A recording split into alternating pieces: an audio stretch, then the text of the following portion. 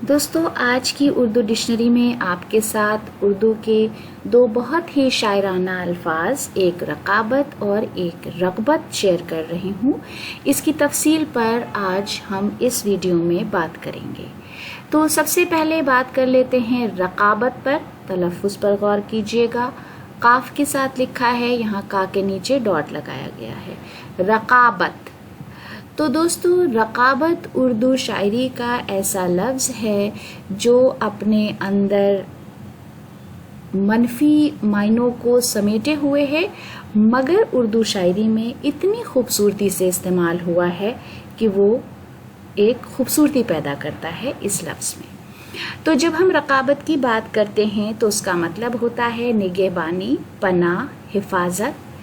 और सबसे ज़्यादा जिन मायनों में वो इस्तेमाल होता है वो है ऐसी नोक झोंक जो एक माशूक के दो आशिकों में हो, हमसराना चश्मक, हरीफों का बाहम रश्क या मुकाबला, प्रतिद्वंद्विता, विरोध, एक महबूब के दो चाहने वालों की शत्रुता, सहकर्मियों की नोक झोंक, प्रतिद्वंदियों की आपस में प्रतिस्पर्धा, एक नायिका के दो प्रेमियों की परस्पर डांट लाग, एक पुरुष की दो चाहने वालियों में परस्पर डाह, जिसे हम सौतिया डाह भी कहते हैं।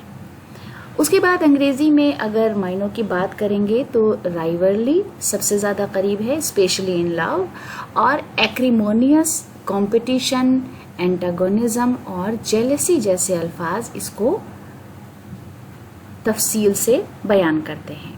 अहमद फराज का एक शेर याद आया है, वो भी आपके साथ शेयर कर रही हूँ। किसी खबर वो मोहब्बत थी या रकाबत थी, बहुत से लोग तुझे देखकर हमारे हुए। फिर है अगला लफ्ज़ रग़बत। गैन के साथ लिखा है, गा के नीचे डॉट लगा है, इसलिए इसे रग़बत ना पढ़ें, रग़बत। रग़बत का मतलब होता है किसी चीज़ की तरफ तबीयत का झुकाव, ख्वाहिश या मिलान, रुझान, शौक़, ख्वाहिश, तवज्जो और ज़रूरत। किसी काम या बात की ओर होने वाली प्रवृत्ति, रुचि, इच्छा, कामना, चाव, झुकाव, आकर्षण, अभिलाषा, अभिरुचि, प्रवृत्ति और अनुराग। इंग्लिश में desire, vehement desire, longing, avidity, wish, curiosity, inclination, disposition, steam, affection और pleasure। तो ये हो गए रग़बत के मतलब और मायनी। अहमद फराज का एक दूसरा शेर भी आज उन्हीं का है। अब तेरे जिक्र पे हम बात बदल देते हैं, कितनी रग़बत थी तेरे नाम से पहले पहले। तो दोस्तों, आज के लिए हमारी ये छोटी सी पेशकश थी।